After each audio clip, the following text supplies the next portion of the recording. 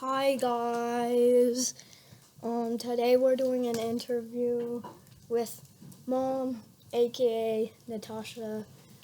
Um, I was the last one in the interview, but now I will be the interviewer. Yeah. Okay. What is your profession? I'm a clinical psychologist.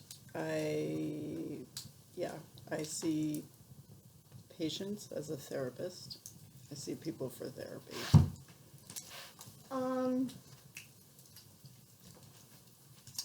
What profession would you like to be if you had to pick other than a therapist?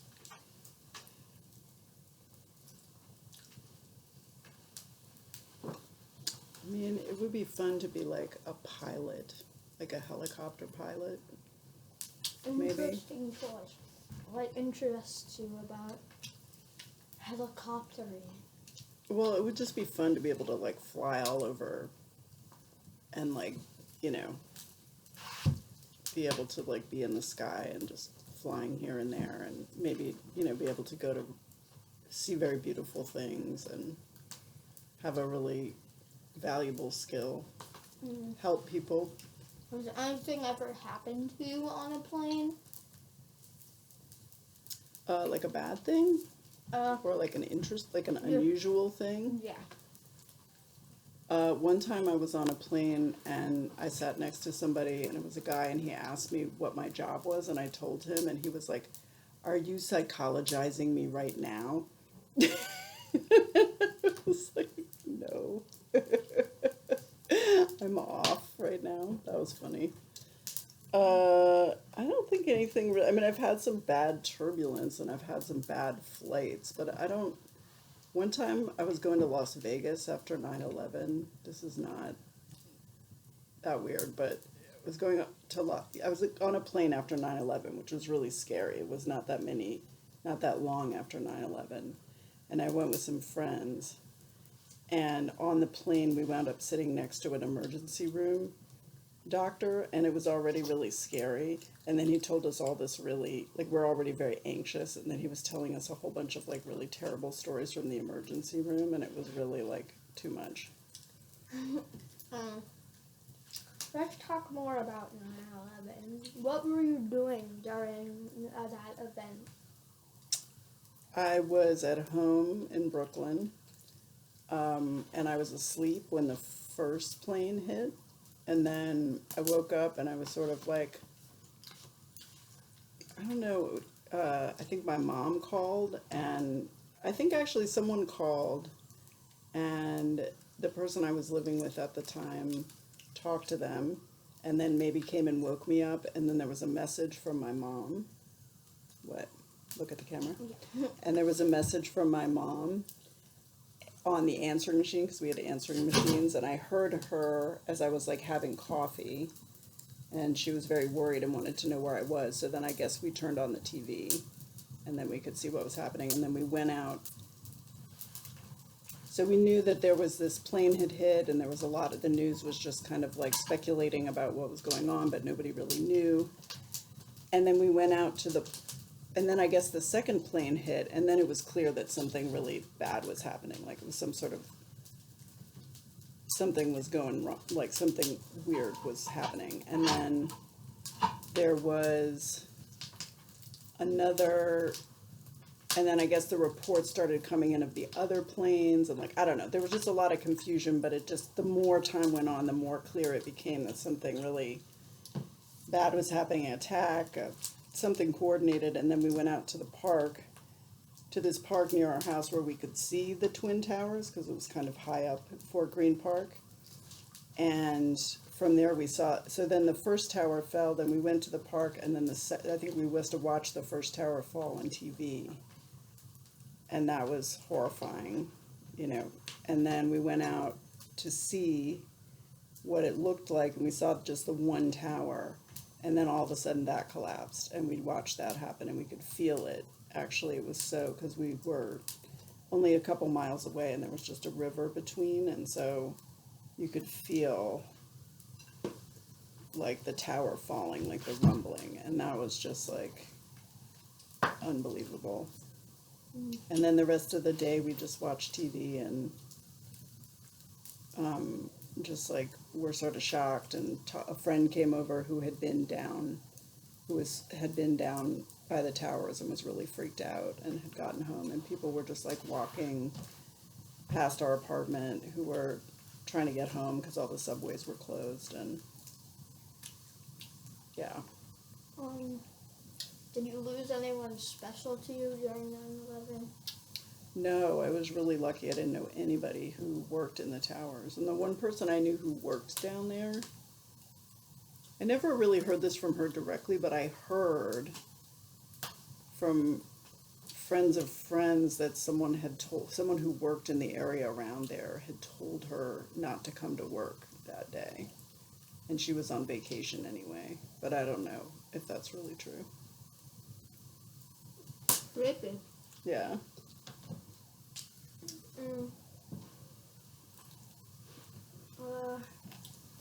Did it make you feel uneasy riding planes after that? Yeah, I was always uneasy flying in planes once there started to be more turbulence or more, I mean, also when we were growing up, like the planes crashed, like every once in a while a plane crashed. So it felt much more likely that would happen. It just doesn't really happen anymore. Yes. So I don't think I was a nervous flyer, but I think for a period after that, it was scary. And actually, there were a number of there was the shoe bomber. I don't know. I tried not to think about it. Solid answer. Are you afraid of heights? Not really.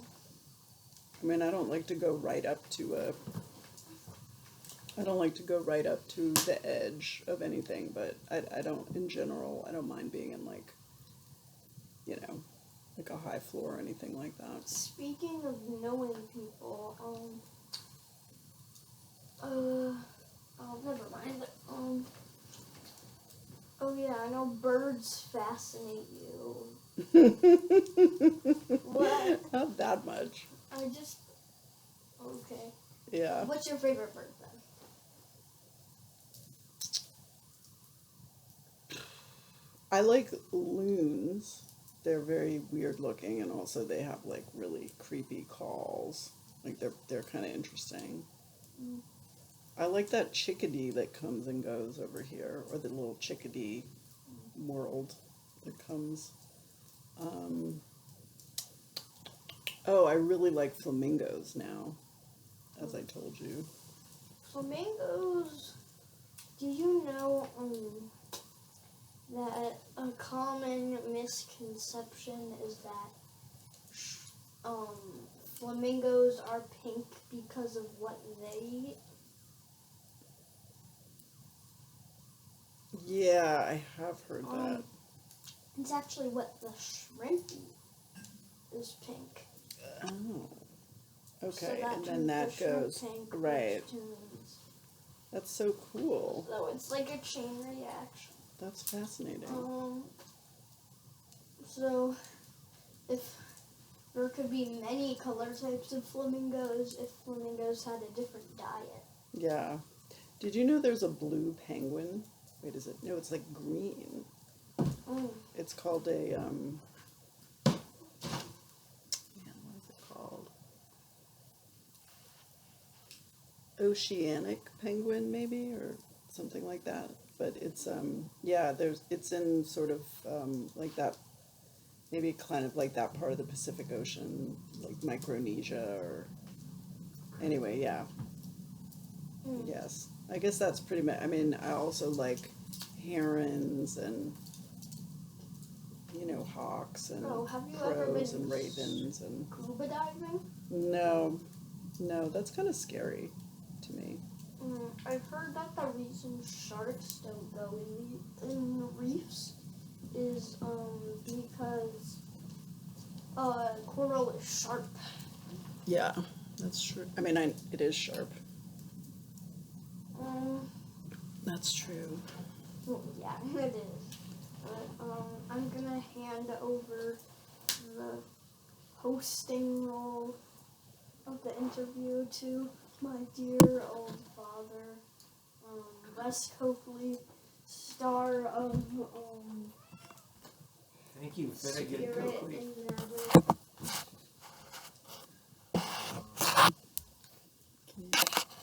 Do you want this? So,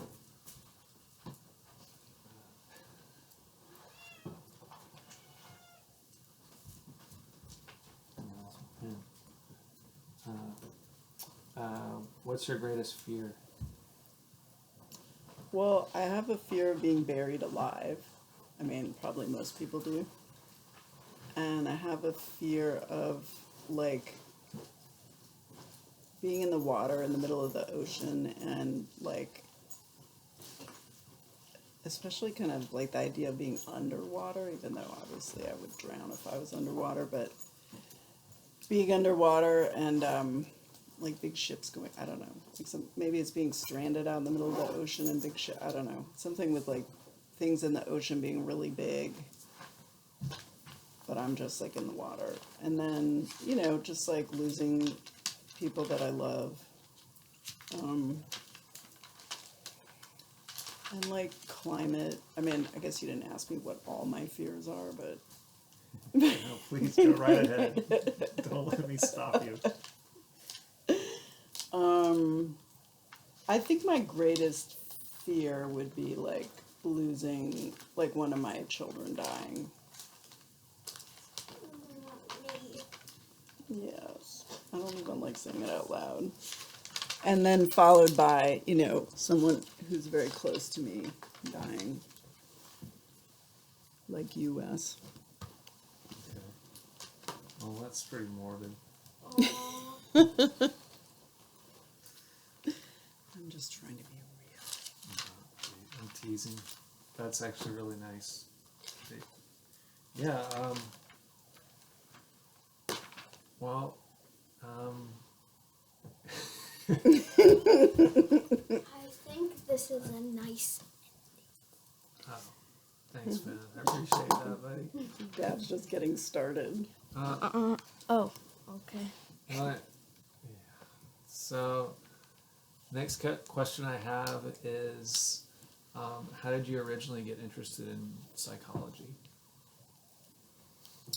Well, I was sent to therapy when I was 15, and so even when I started therapy, I always was kind of like curious about it, like not that curious because I never really felt moved to like you know, read about therapy or study therapy when I was younger, or like psychology when I was younger. Like I never took any classes in college. I don't know why I didn't even take an intro class. I think it's because you had to take statistics first or something stupid like that, or I just couldn't get into it. I don't know. Anyway, I didn't study psychology and I wasn't really interested. But I was sort of curious about, I found the process of therapy very fascinating. So I was always interested, you know, as a therapy patient. And then eventually, after I was working for years and years, you know, as a journalist and in magazines, and I was sick of that, and I felt like I needed to find another profession. Eventually, actually, my own therapist was like, "Why don't you? Have you ever thought about becoming a therapist?" And I was like, "No." Like, well, I have to do therapy and be a therapist. Like, I don't want to. You know, that seems like too much. But then eventually I realized it kind of made sense and it would be fun. And I took some classes to see what I thought and I enjoyed it. So then I just decided to go for it.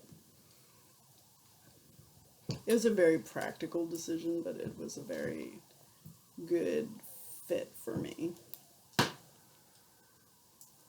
And can you now please describe from A to Z every detail of all of your childhood trauma? I really don't feel like reliving that for your Oh, maybe just the part where you delectation. went to Yeah, but this is the Nicaragua. Can you start there, please? This is the spirit of Spirit and Matter. You need your spiritual trauma. Thank you, Finnegan. Well, I don't just have those conversations for free. Well, we'll pay you after. I Is that what you want? Did you hear the second part of the question? did. So you want to hear about going to Nicaragua and what that? Okay. Yeah, Well, her sister is from Nicaragua. this girl's sister. Okay. Well, my mom. So my mom was raised in Guatemala in the 1950s. She moved there when she was 12, and her younger sister was 8 or 7. Oh, your mom went 11. to school. One of either your mom or your aunt went to school in Venezuela, and the other sister went to school in. No, they Oh, no, they were both. born there. Or? No, they were. So basically, like when my mom was 11 or 12, and my aunt was 7 or 8. Like my aunt was in first grade, and I think my mom was in 6th grade or 5th grade. I'm not quite sure on the details of that, but like 11, 12.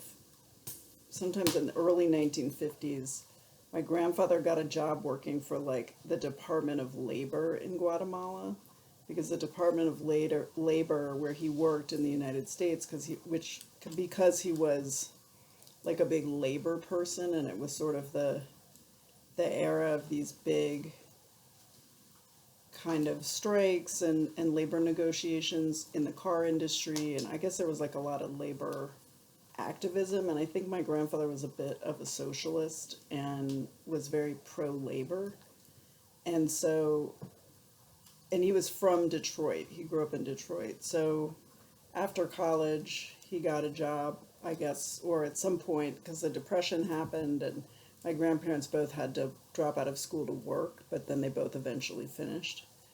And they like supported each other while each other was in school. So at some point, my grandfather got a job in Washington, D.C. working for the Labor Department, and that's where my mom was born. And then they moved back to Ohio, and my dad continued, I guess, to work for the Labor Department or to do something in that era. He was in that field. He was an economist. And then, oh my God, at some point when my mom, after my mom and my aunt were both, in school, my grandfather got this job working at the Labor Department as an economist in Guatemala, or working for the Guatemalan government to set up whatever their unemployment, or help them, set up their labor department, including like an unemployment program and blah, blah, blah. So they were there in Guatemala, and that's where my mom grew up. And then like the coup happened, and then that government was, that president was gotten rid of, and everybody knew that the U.S. was behind it. And then I guess maybe that's when they went to Venezuela. I'm not sure about the timing there, but at some point, I think they were there for a year. My grandfather's thing was done. Then they came back to Ohio very briefly, and then my grandfather got another job in Venezuela. Basically, they really liked Central America, and they liked living abroad, and they wanted to go back. And then they went to Venezuela for a year, and he had some job doing some things similar and working for the government of Venezuela, or some sort of function along those lines. And then they went to school for a year there, but they didn't none of them liked Venezuela that much, except my mom apparently liked Venezuela, or the school in Venezuela better. And then they went back. So my mom... They went back to DC or back to Guatemala? Either maybe they went back briefly to Ohio, but then went back to Guatemala, and then they stayed in Guatemala. My grandfather had a different job for a private company, probably a CIA front, but he claimed he didn't know. And then he quit that and started working for the UN and helped develop this thing called Incaparina that was like a vitamin supplement that you could put in tortilla powder or tortilla mix or cornmeal, and that and my grandfather's job was the marketing of it, so he would go around to different villages and like talk to people about it and see if he could get them to put it in their tortilla mix, and then they would have whatever this like, they wouldn't get scurvy or whatever. I think it was vitamin C and other things like that. So, and that's actually still sold in Guatemala, and it's still like I don't know if it's used in other countries, and hopefully it's not some kind of really terrible thing, but as far as I know, it's not. It's just like a nutritional supplement that, I mean, the reason people there need that is because of the, complete destruction of subsistence agriculture by the ruling elites. But anyway, we've gotten off the topic. But I guess it's good that people have what they need nutritionally. So anyway, my mom grew up in Central America, or spent a lot of her childhood in Central America. And so when she, went to college and then became a journalist, her specialty was Central America. And she like interviewed Fidel Castro and like traveled all over Central America. Like that was her thing. And she got this job. She worked at the AP. She graduated from Columbia Journalism School. She covered the Columbia student uprising. I think she had a job as a reporter in New York City for a while. Then she got this job at the Washington Post on the foreign desk, and probably one of the first women in like the Washington Post newsroom. And then she had me, and then she was kind of just like a single mom doing this job, like not really getting very far in her career. And I guess when the revolution happened in Nicaragua, the overthrow of the dictator Somoza, and I'm forgetting his first name, and is like an A name, but anyway, okay, he had like what? But he was when the Sandinistas overthrew him and took the government.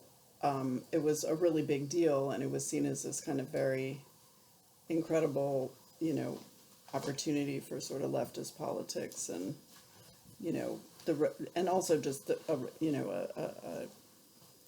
a country's people taking control of a very corrupt, kleptocratic, autocratic government. So so she got a grant with the Carnegie Endowment for Peace, which is like a think tank, and she took a sabbatical, and we went to live there for a year, and she reported, and I guess she wrote various stories for the Post and like other places, and she was interested in writing a book.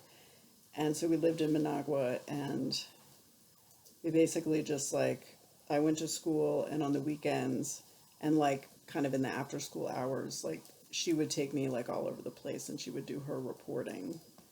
And we went to all different parts of the country, and like it's kind of a blur, but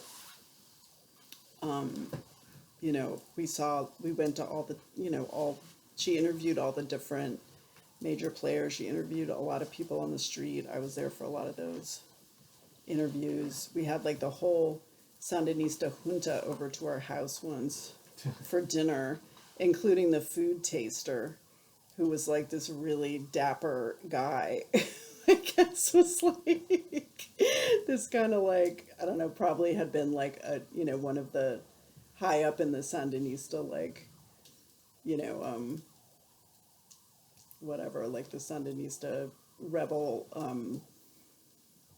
organization, but was just like also kind of like a pretty like badass, like tasting the food of the folks before, just in case someone wanted to poison them, and yeah, I mean, it was kind of a surreal experience as a kid, because it didn't, even though it was kind of, I think, objectively a bit dangerous, it didn't feel particularly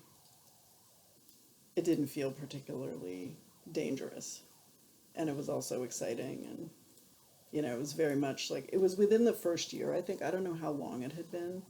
I think we were there for the year anniversary, I believe.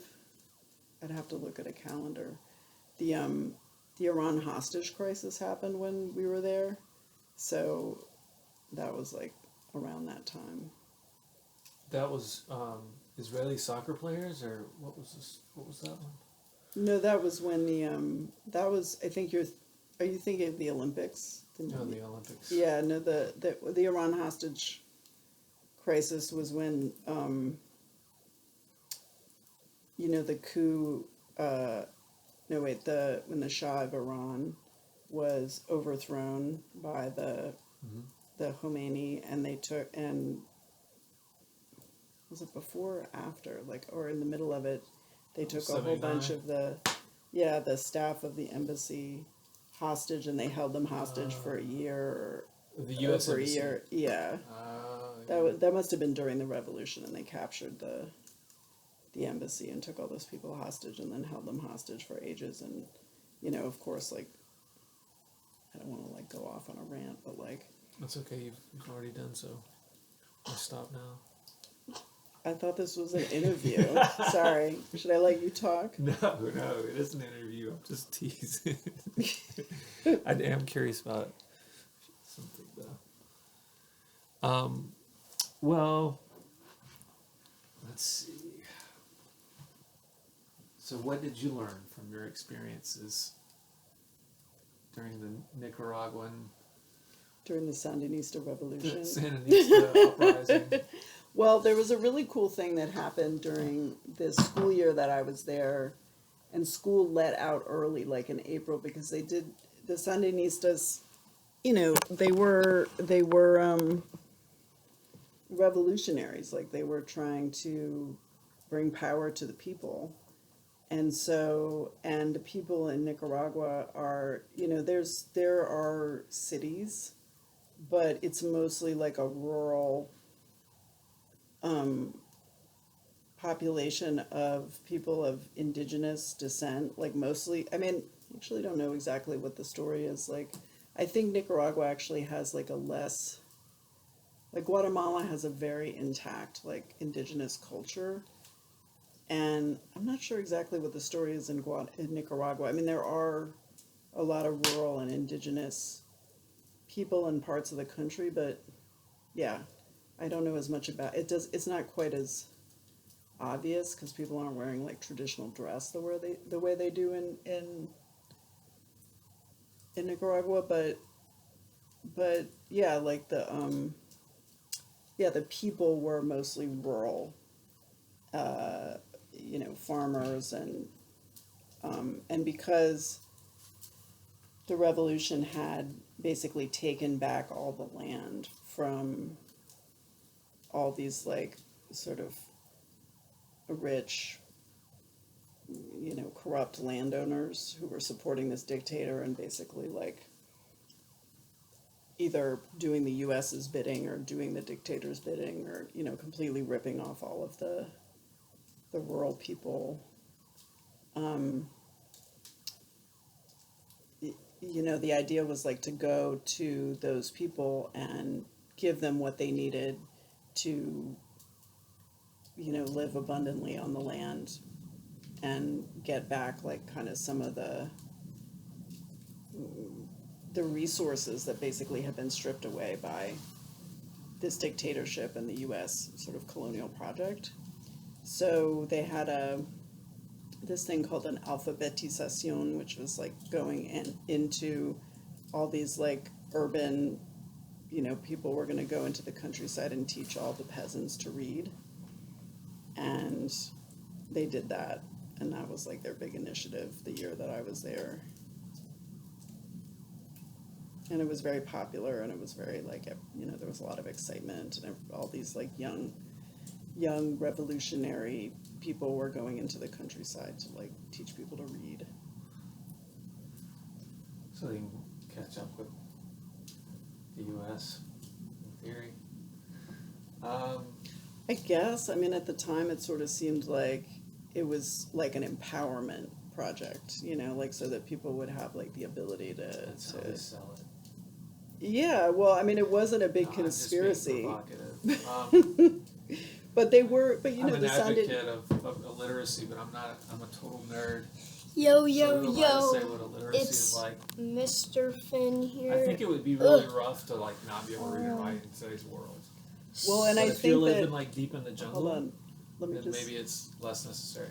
Well, I think also there was a way in which like there had been a lot of stealing of land using, contracts and stuff. Like, like the illiteracy of the people living in these Oh, areas yeah, who I see were what you mean, rural yeah. People had are been taken taken advantage advantage of. of. Yeah, Yeah, totally. and so this, I assume there was some like element of it that was like, this way you have a lot more agency if you can like, even though, yes, like your own, whatever the language is that people are speaking in indigenous communities is not, like English or Spanish, but they're also, I think it was something that people were asking for in these areas. It wasn't just like imposed by the urban elites who were revolutionaries, but Um, the students. So, what's your favorite color? Blue. Teal and orange. Those are nice colors. Yeah. Blue, teal, and ours look good together. So perhaps we could just, consider, like, do you have anything that any projects you'd like to talk about, or anything that you'd like to do in the future, or maybe something that not many people know about you that you think is interesting, that you might find interesting for people to know? You can go ahead. What's interesting about me? What's interesting about What isn't interesting about me? What's interesting about me? Well,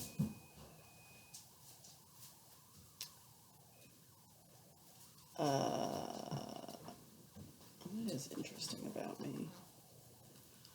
Well, I mean, I think I'm an interesting person, but what is interesting about me? I don't know. I mean, I've always really been into animals. Like when I was a kid, I was really fascinated by animals, and like I had this deep, deep, deep affinity for animals, and when I was in my 20s, I was really into rescuing stray cats and like would go on these like crazy, like escapades trying to like rescue stray cats and stuff. And I rescued some dogs and some cats, and I don't know. It was like it was sometimes like difficult and painful and frustrating, but it was also like very rewarding. And I used to take do a lot of photography, and I was kind of into doing like I did like a lot of documenting of animal rescuers in New York City, which at the time, which was like the 90s, was a very fringe and strange and like really, very necessary, because there was like a lot of strays just in the streets. And so there was this whole subculture of people who rescued strays that were real characters. And a lot of them were pretty I don't know if it's fair to say dysfunctional, but like definitely wacky. Like some were more, normal, and then others were like quite identified with the strays and kind of like were sort of like strays, rescuing strays. They were sort of strays themselves and rescuing strays, whatever. But yeah, that's something about me. And then once I had kids, I kind of had a transformation where I felt like a little bit less like fully identified with strayed animals. And so I.e., your hands were full exactly. with an animal. But I still feel like I'm Making. always like, so now I just like collect things that have animals on them, and I have pets, but like I really enjoy like animal iconography, and like I'm just looking around this room and there's all these like animal images. So yeah, I like animal. I would like to spend more time with animals.